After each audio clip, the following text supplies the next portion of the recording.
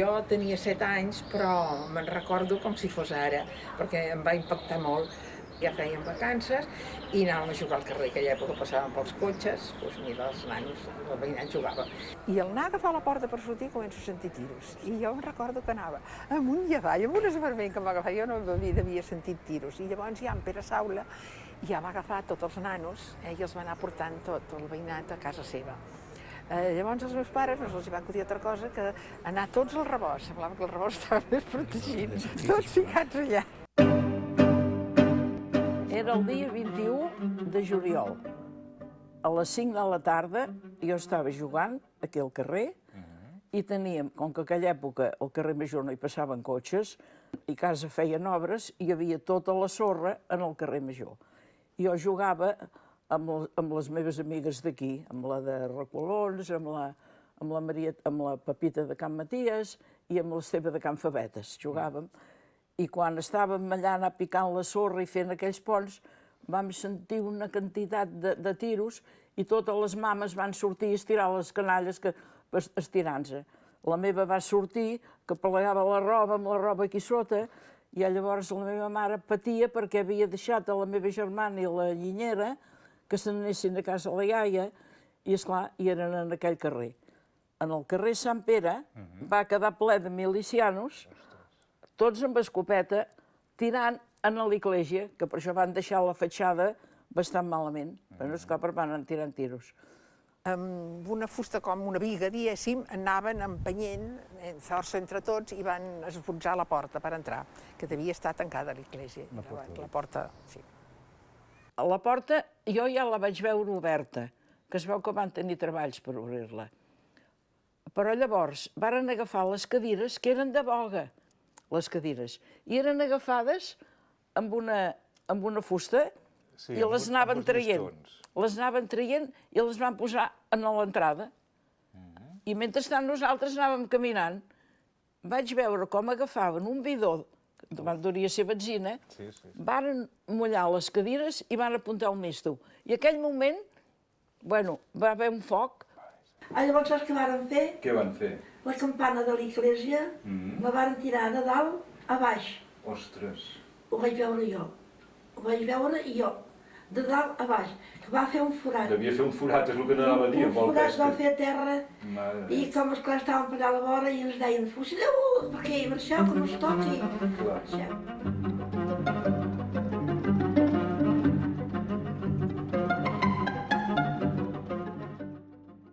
Llavors nosaltres, la cosa va ser poder anar a buscar la meva germana. I al passar pel carrer Sant Pere no ens van deixar passar, vam tornar a donar la volta per anar a la plaça i els de Cal Sastre, quan van veure que voltàvem per aquell carrer amb aquell tiroteig, ens van fer entrar. I esclar, per això et dic que llavors jo, aquella dona, resava i anava dient Verge del Puig, i li queien les dents, i jo enriolada, que es veia mirar. I els milicians ja s'havien anat, i eren tots al capdamunt de l'església. I llavors, quan nosaltres vam decidir anar cap a Can Monrebà, ja va venir també la meva tia, tothom, ens vam ajuntar les famílies per passar aquí. Nosaltres ja vam ser a casa. Esclar, amb tot això, tota la família dormint tots allà mateix, amb un quart, una por. Ara cau Sant Martí, ara deu caure aquell sant, perquè se sentia bom, bom, bom. Des de casa ho sentíem, També ho anàvem a veure com l'església cremava. Feia una pena, sí.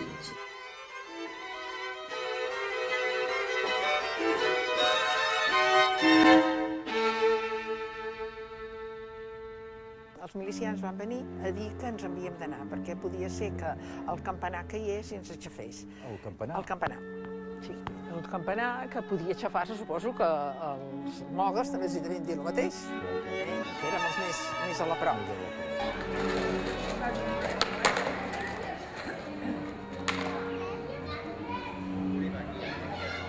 Els de l'Ajuntament. Al cap de 2 dies van agafar el meu promès, el meu home, perquè era xòfer. I abans de la guerra, o abans de no, un xòfer era una carrera. No hi havia gaires cotxes. El dia que el van agafar amb ell i en el Godo, que treballava al Montacer, els van fer agafar una camioneta, un camió, i els van fer anar, i van anar a cremar l'església de Santa Perpètua. A Santa Perpètua? I a Sabadell. O sigui, els del comitè d'aquí van anar a cremar l'església... I els altres venien aquí. I els altres venien aquí. I ells dos ploraven amb el cotxe allà, els hi portaven els altres els defensaven. Els hi van portar la cabina i el d'allò, i van anar a Sabadell amb un client que tenia a Montacer. Diu, ens anem a França, no aneu a França, i no porteu res. I van haver de tornar. I llavors ell es va amagar 2 o 3 dies, però ell quasi no el volia perquè el seu germà era molt d'esquerra. I estava al rebedor, però no es podia comprometre. I va sortir. I va anar a presentar-se a l'Ajuntament, perquè el buscaven. Sí. I això ho dic amb tota franquesa perquè és veritat. Es va presentar amb en Missé. En Missé que era l'alcalde. El comitè. Sí. En el despatx del Missé. I es van presentar allò. I amb un revòlver a la mà li va dir, si no fos perquè et necessito, aquí mateix te les fotia. A mi se'l vaig veure, t'ho vaig explicar. Digues. Què va fer?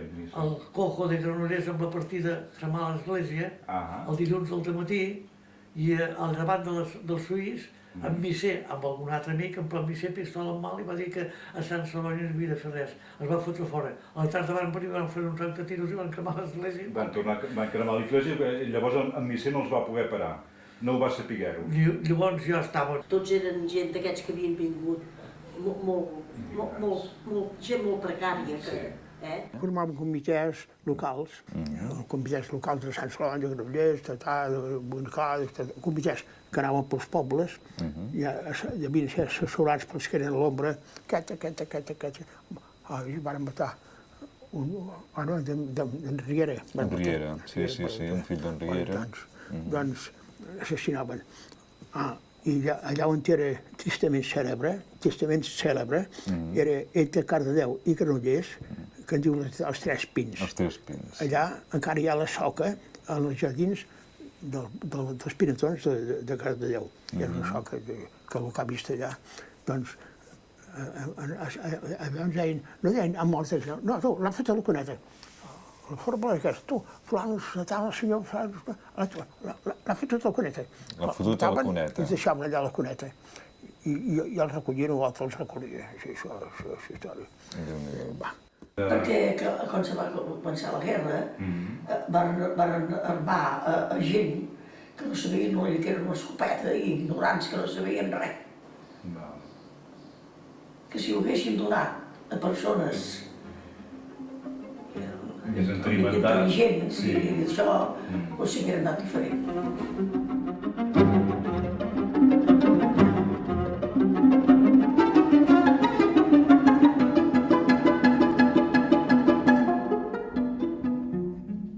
Aquell dia, clar, meu pare sentien les notícies, ja devien saber que cremaven esglésies i en molts puestos, i ell es veu que va anar a la rectoria i va dir, mira, jo deixaré el barri obert i si passa qualsevol cosa, doncs poden venir a casa, no? Però llavors hi havia una noia que estava a casa tot el dia, i ella va tancar. I mossèn Pere, quan va anar per entrar, es va trobar amb el barri tancat i va haver de saltar. Però mentre saltava, els milicians estaven a lo que és ara el mercat municipal, allò era el quartel de la Guàrdia Civil, i el van anar a buscar allà, pensaven que s'havia anat a refugiar allà. Aleshores van trucar i va sortir la mare d'en Rocha, que el seu marit era guàrdia, i ella veia, els milicians, està clar, estaven posats d'esquena, però ella estava de cara, i ella va veure com mossèn Pere saltava, o sigui, va ser de res, li va anar de minuts, no? Llavors mossèn Pere el que va fer és va treure la sotana i aquí mateix, on ara hi tinc l'ascensor, aquí hi havia els safaretjos. I va tirar la sotana al safareig i va posar una pedra perquè no flotés, no surés. I va entrar a la galeria, es va estirar a la galeria, va picar, però està clar, com que a casa ens van ficar tots en el rebost, ningú el sentia. Hasta que la meva mare es veu un moment donat, potser va anar a buscar un per veure o el que sigui, va anar a la cuina i va sentir com picaven. Ella va obrir i va veure que no el va conèixer, ni almenys no el va conèixer, tant, està clar, ja no portava sotana, estava desfigurat, desencaixat, i va dir, no el coneix. I es va pensar a la meva mare que era un dels que havia anat dels milicianos, que llavors se n'havia arrepentit i que no volia, que havia anat a refugiar allà. I llavors mossèn Pere li diu, no el coneix, el mossèn Pere, que pobre, el van haver d'ajudar a aixecar i tot, perquè estava fet pols. El van pujar dalt, es va estirar al llit.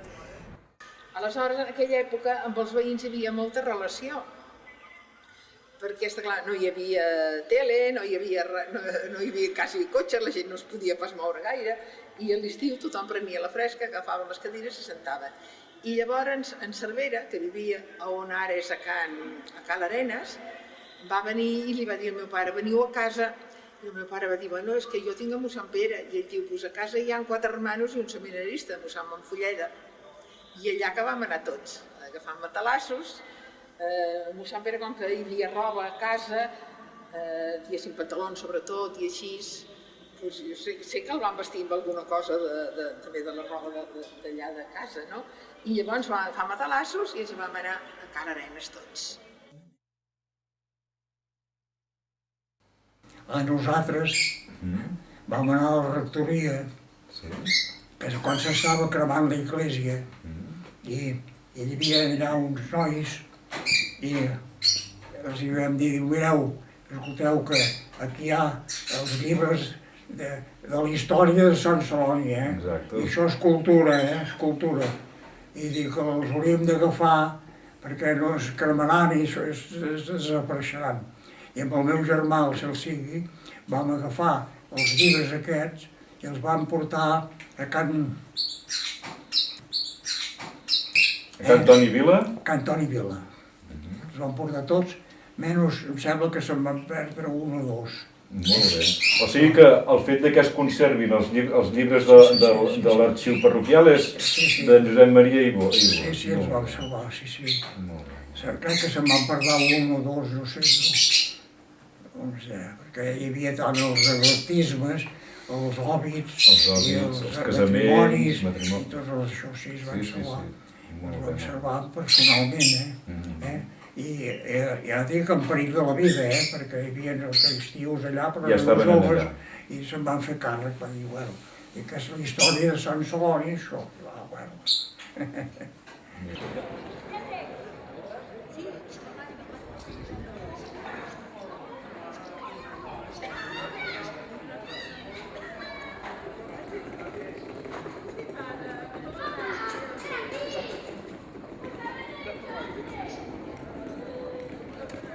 Ara, després de l'església, llavors van venir a cremar els sants. Esclar, la meva mare va dir, el primer que faran serà venir a aquest carrer. I va agafar el Sagrat Cor, el va embolicar, se'l va posar en un cabàs i se'n va anar a Can Vidal. I diuen a la meva mare, diuen a la iaia, mare, com que els del carrer Major vindran, m'han dit que venien a cremar sants, guardeu-me el Sagrat Cor. I la iaia li diu, deixa-li aquí sobre taula, que ara el teu pare se la villa i quan vingui el posarem a dintre d'una bota. O sigui que imagina com... I sí, la mama el deixa i se'n va cap aquí. I quan era Cal Patxac, casa de... Se gira i veu el Sagrat Cor que hi era al carrer. O sigui que van començar pel carrer Sant Pere. Van començar pel carrer Sant Pere. Però van ser els del poble també que passaven a cremar els sants que tenies a les cases. Ah, val. Sí, allà davant de casa meu, allà davant de Can Primet, diem, allà on hi ha l'òptica aquesta, això de les ovelles, allà van fer el foc, però llavors eren els d'aquí Sant Celoni, els focs. Sí, perquè ells ja sabien les cases que eren més religioses i que podien tenir... Sí, però no hi ha d'antic que tot. Jo devia fer la comunió pel maig del 36 i tenia l'estampa, que jo era contenta, que m'havien donat aquell estat, perquè la mare també ho la va donar, ho van cremar tot. Molts llibres els cremaven al mig de la plaça. Al mig de la plaça. Sí, els cremaven. Però devien cremar llibres, quadros religiosos també. No, i les escriptures. Escriptures? De les cases? Tothom de les escriptures i les van cremar. Sí, sí. I també imatges religioses, figures i totes aquestes coses també tot devia desaparèixer, no, llavors? Sí, sí. Però les escriptures.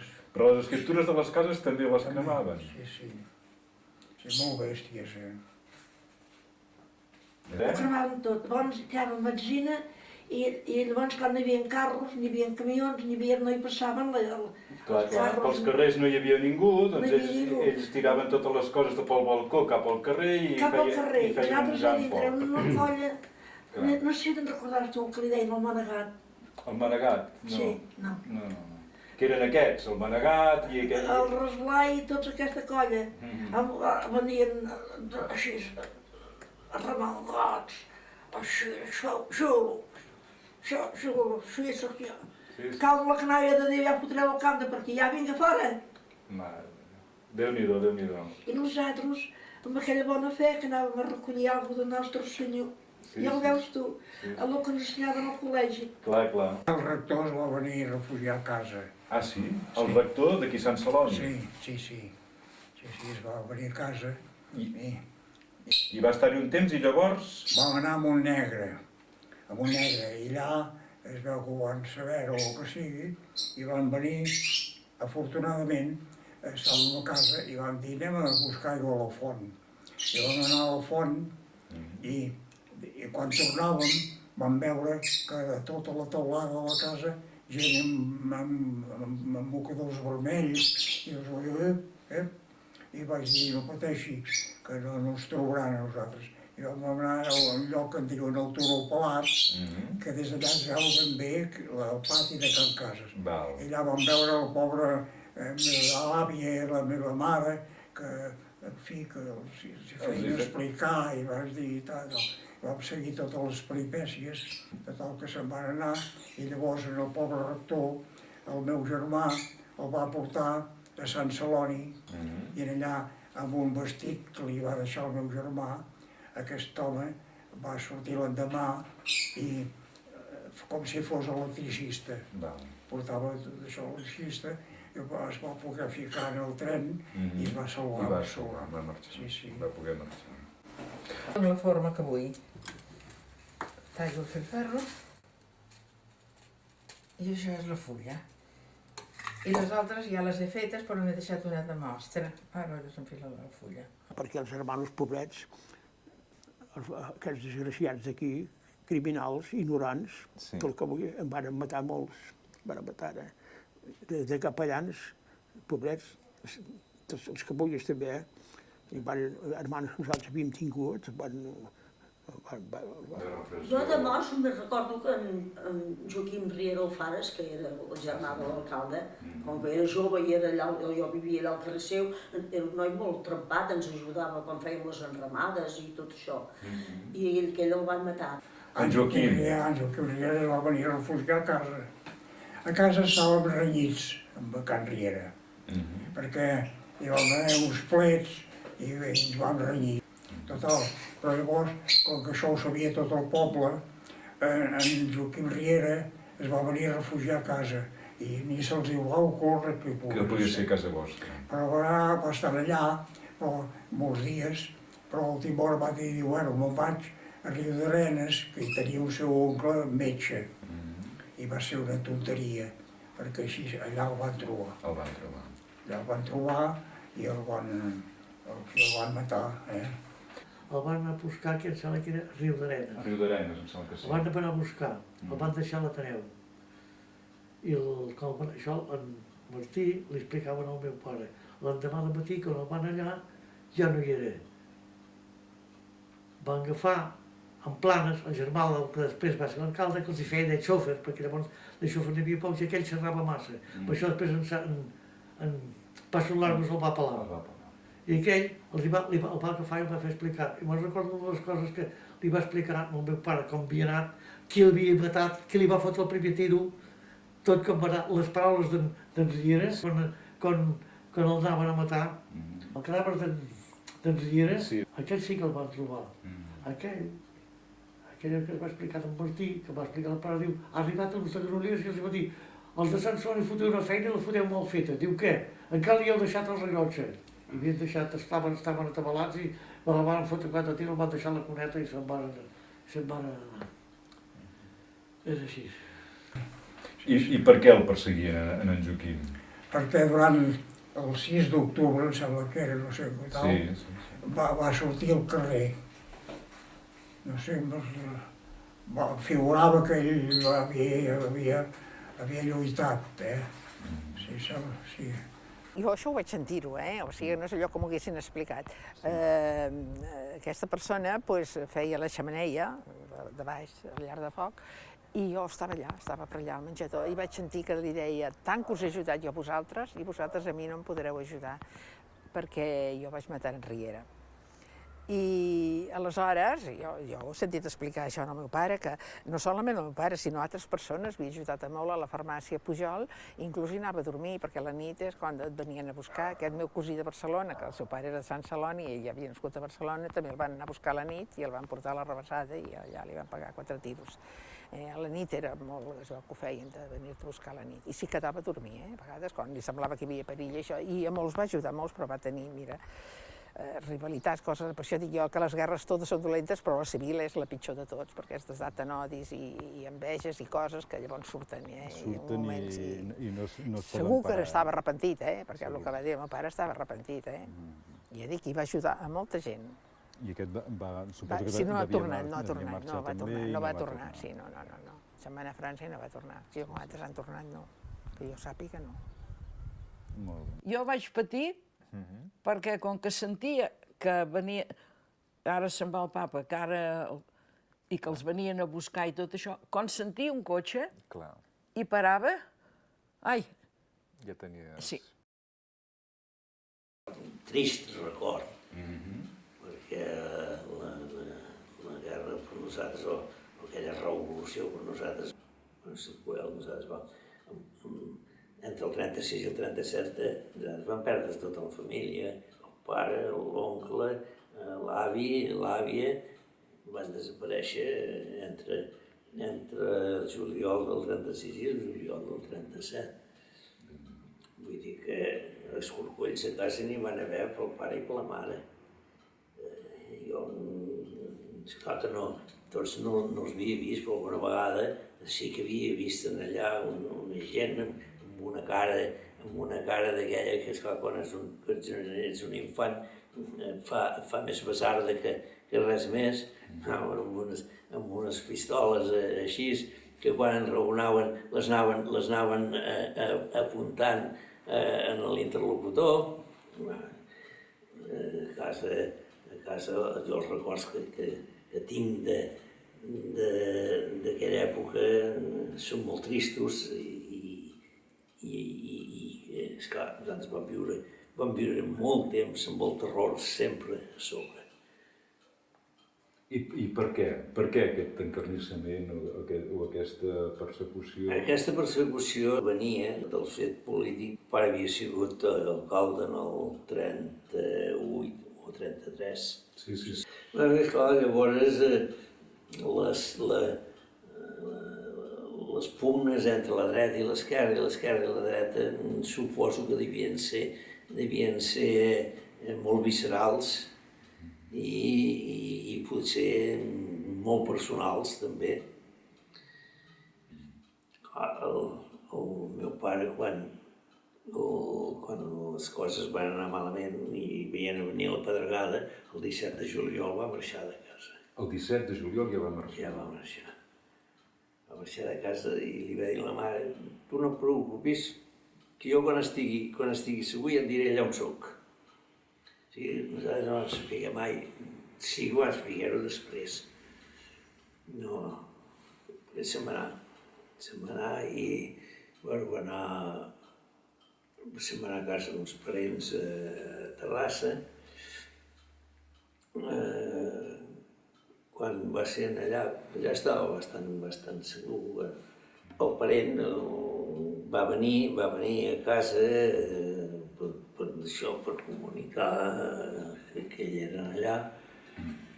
Però bueno, hi va haver per part d'una minyona que hi havia a casa, va denunciar en el comitè que hi havia vingut un senyor que no sabia qui era, que havia estat molta estona parlant a porta tancada en el menjador i com que no sabien qui era ni d'on havia vingut, va anar a l'estació esperant que hi anés un o altre que no coneixessin. Va sortir de casa, se'n va per agafar el tren i abans d'agafar el tren el van agafar amb ell. La coartada que hi havia és que havia vingut aquí a veure l'avi perquè era client seu de Cala Ferrera i feia molt temps que no el veia, i la qüestió de les mitges i una cosa i una altra. Que això va dir. Llavors, el van deixar anar, se'n va anar, però llavors van venir a buscar l'avi. Ah, sí? A l'avi de Cala Ferrera. Van venir a buscar l'avi i van preguntar a veure si coincidien.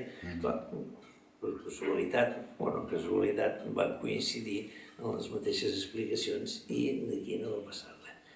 Però sí que el pare llavors es va posar molt nerviós en allà i esclar, que no volia que per ell la família tinguessin represàlies. I un dia, sense despedir-se a ningú, sense dir res a ningú, va agafar el tren i se'n va anar, sense que ningú sapigués on era. Se'n va anar a València per intentar embarcar cap a Itàlia o cap a França,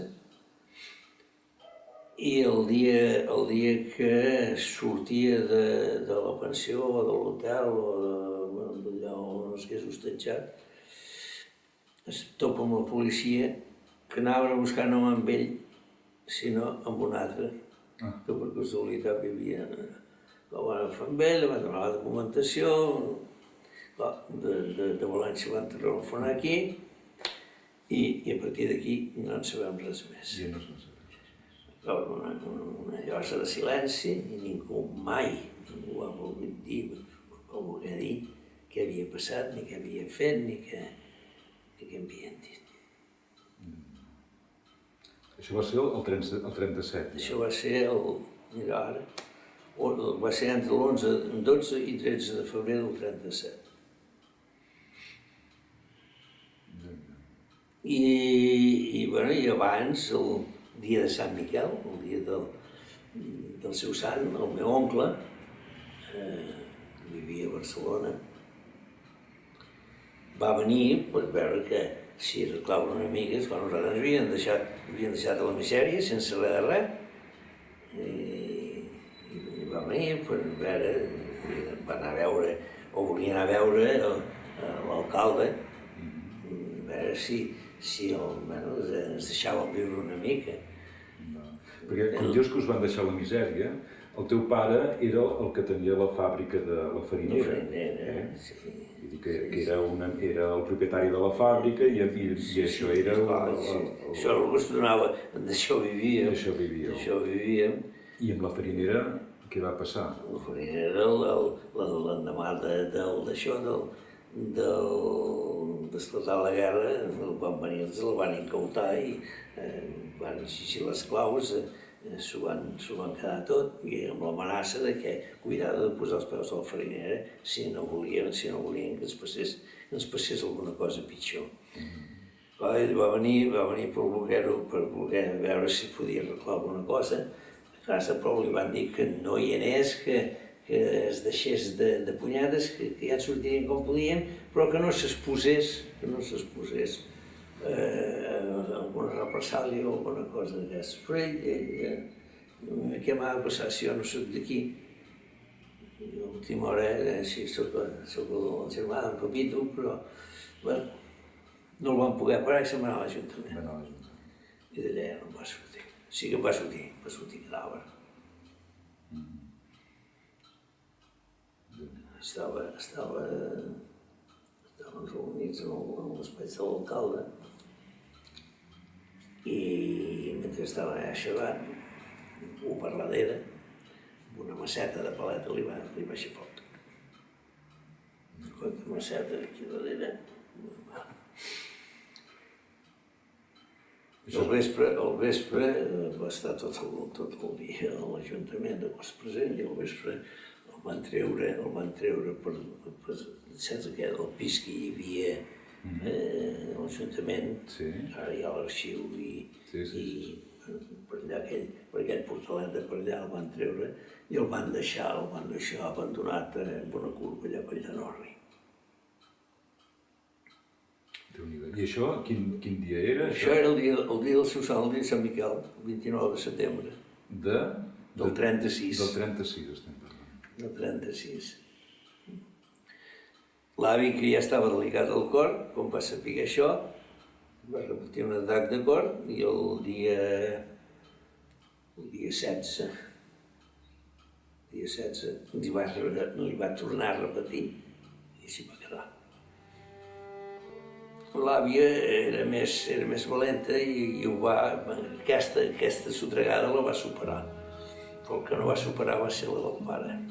Quan va saber el del pare a València, va agafar un atac de feridura, va quedar postrada en el llit, que no va ser mai més altre, fins que el 10 de juliol va morir. El 10 de juliol del 37. Del 37.